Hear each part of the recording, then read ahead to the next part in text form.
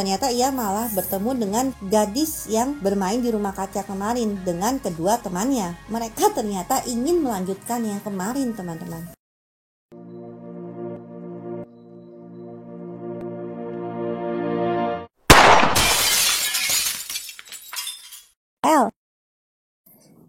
Halo teman-teman yang saya cintai tapi nggak mencintai saya. Jumpa lagi dengan saya El di Curhatan El.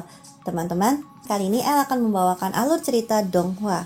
Alur cerita dari Donghua kali ini sungguh bercerita tentang kepercayaan. Kepercayaan memang sangat penting teman-teman dalam hidup ini. Bahkan dengan kepercayaan orang akan mampu untuk mencintai. Tetapi tanpa kepercayaan cinta akan hilang. Sebelum El lanjut ke alur cerita kali ini, El sungguh-sungguh merindukan untuk membawakan alur cerita ini dengan tanpa ada bagian yang ditutup-tutupi. Karena alur cerita ini sangat-sangat menegangkan teman-teman. Jadi sayang sekali kalau teman-teman melewati bagian-bagian penting dalam alur cerita ini. Teman-teman, untuk lebih lengkapnya silahkan tekan tombol join sekarang juga atau bergabung. Untuk teman-teman yang sudah bergabung, teman-teman jangan lupa untuk sering-sering mengecek kolom komunitas untuk info-info terbaru dari kami. Teman-teman, langsung saja ke alur ceritanya. Dingyuan yang sudah mulai bosan dengan kehidupannya memutuskan untuk merantau. Karena ia suka menonton Donghua, ia jadi berimajinasi akan menemukan dunia isekai seperti yang ada di Donghua. Ternyata langkah kakinya mengarahkan dia ke suatu benua. Benua ini bagikan dunia lain. Di dunia ini sihir itu nyata. Namun Tingyuan bukanlah tokoh Demon Lord seperti yang ada di isekai pada umumnya. Ia lemah, teman-teman, dan tidak bisa magic.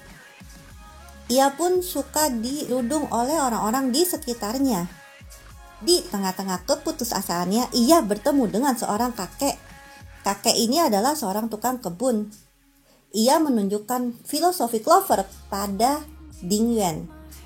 Menurutnya, walaupun clover adalah bunga yang tak berharga, namun di dalamnya terkandung madu yang sangat lezat. Kata-kata si kakek menginspirasi Dingyuan. Ia jadi sering mengunjungi rumah kaca si kakek.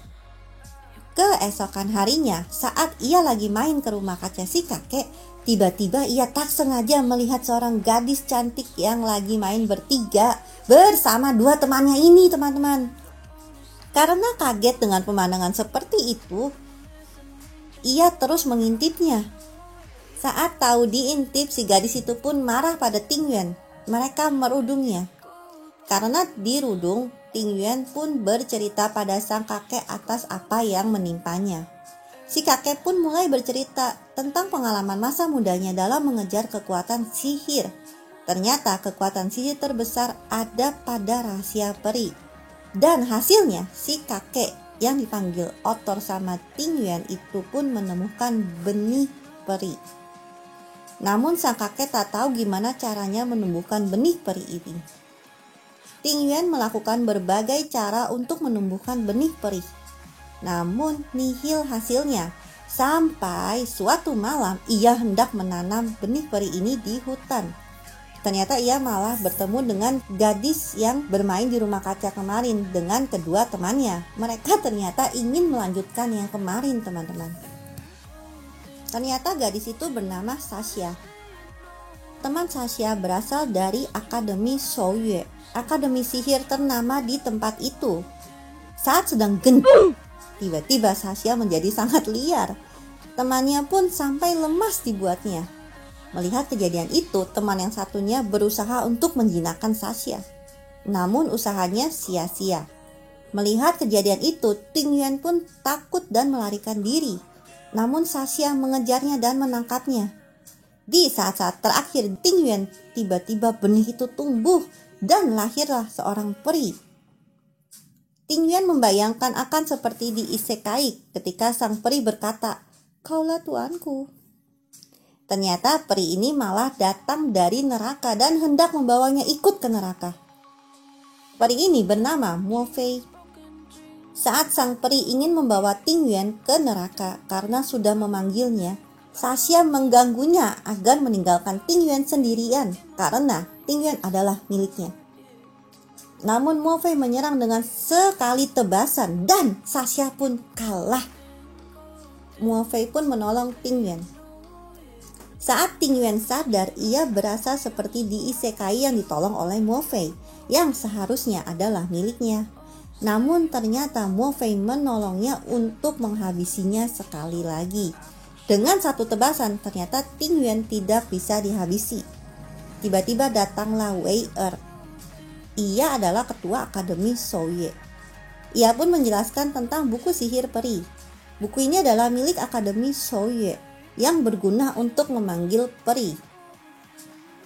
Wei Er memberikan syarat untuk bergabung dengan Akademi Souye agar Ting Yuan bisa memiliki buku ini.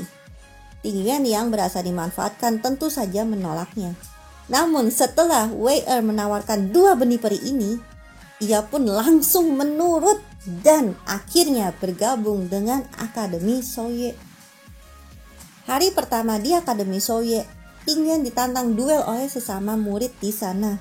Tiba-tiba saja Ting Yuan memiliki kekuatan angin dan tanaman milik Xia. Ternyata kekuatan Xia berpindah ke Ting Yuan. Pertarungan mereka pun sempat ditonton oleh Putri Anqi. Namun setelah menggunakan kekuatan Xia, Ting Yuan pun tidak kuat dan akhirnya pingsan. Lalu Ting Yuan dibawa ke ruang UKS. Ting Yuan pun bermimpi tentang dunia masa lalu. Di masa lalu ternyata Ting Yuan pernah menyelamatkan Mo Fei. Mo Fei saat itu masih kecil.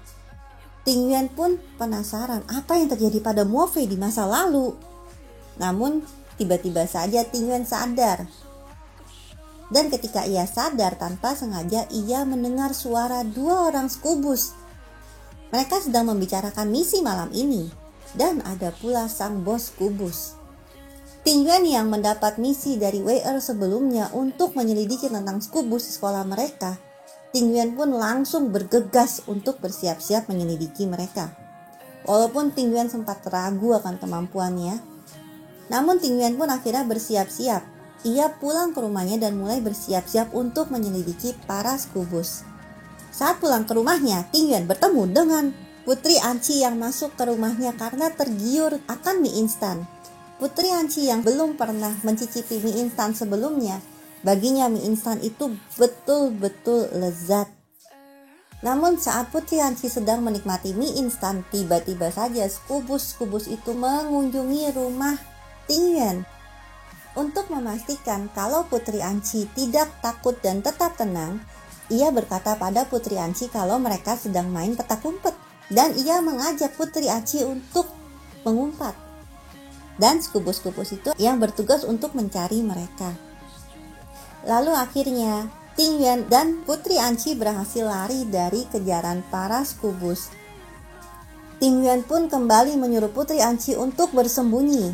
Sedangkan ia memakai kekuatan Mo Fei untuk melawan para skubus-skubus itu. Tentu saja para skubus bukanlah tandingan Mo Fei. Dengan sekali menyapu, para skubus itu pun disapu bersih oleh Mo Fei. Namun setelah para skubus itu disapu bersih, datanglah bos para skubus yang ternyata adalah pengawal dari Putri Anqi.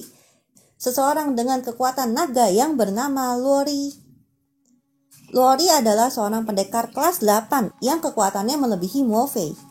Untuk membangkitkan kekuatan tersembunyi Mo Fei, Ting Yuan meminta bantuan Putri Anqi dengan imbalan mie instan selama setahun. Dengan bantuan Putri Anqi, Ting Yuan berhasil pergi ke masa lalu Mo Fei. Ternyata di masa lalu, Ting Yuan bertemu dengan dirinya sendiri. Ting Yuan memang pernah menyelamatkan Mo Fei di masa kecilnya. Mo Fei pun mengagumi Ting Yuan. Saat sama-sama remaja, mereka bertemu lagi. Ting Yuan pun berhasil mendapatkan hati Mo Fei. Bahkan demi Ting Yuan, Mo Fei pun setuju untuk pensi dari pekerjaannya, yaitu menyapu orang. Mereka pun berjanji setelah pekerjaan Mo Fei yang terakhir ini selesai, mereka akan bertemu di mercusuar. Namun saat Mo Fei datang, Ting Yuan tidak ada di sana. Namun Mo Fei masih tetap menunggunya hingga 3 hari kemudian. Bos Mo Fei pun datang untuk memujuknya kembali bekerja. Di saat yang bersamaan, orang-orang dari distrik barat pun menyerang Mo Fei. Namun Mo Fei berhasil menyapu bersih mereka. Bahkan Mo Fei pun bertemu dengan Si Ji yang sedang ketakutan. Si Ji berkata, kakak sudah. Ternyata saat itu juga Mo Fei menjadi sangat sedih. Ia pun menjadi lengah. Saat Mo Fei lengah, Si Ji berhasil mengalahkan Mo Fei. Ternyata Si Ji dan Ting Yuan dari awal mereka sudah saling bersekongkol untuk pada akhirnya menipu Mo Fei. Teman-teman, memang kadang-kadang bertemu dengan orang yang dapat menggugah rasa cinta dalam hati kita itu memang sangat menyenangkan. Tetapi teman-teman, tidak semua orang yang menggugah rasa cinta dalam hati kita itu dapat dipercaya. Sangat-sangat penting teman-teman untuk kita mengenal orang itu terlebih dahulu. Barulah kita menaruh rasa cinta yang mendalam padanya. Teman-teman, apakah teman-teman pernah merasa dibohongi dan ditipu oleh orang yang pernah disayangi? Harap share di kolom komentar teman-teman, supaya kita bisa berbagi cerita cinta. Teman-teman, apabila teman-teman menyukai dengan alur cerita Donghua kali ini, silahkan tekan tombol like-nya ya. Dan apabila teman-teman belum mensubscribe, jangan lupa untuk subscribe dan tekan tombol loncengnya, karena El akan menyajikan alur cerita yang lebih menegangkan. Teman-teman, terima kasih untuk teman-teman yang selalu mendukung El hingga sampai pada saat ini. Sehat selalu, see you!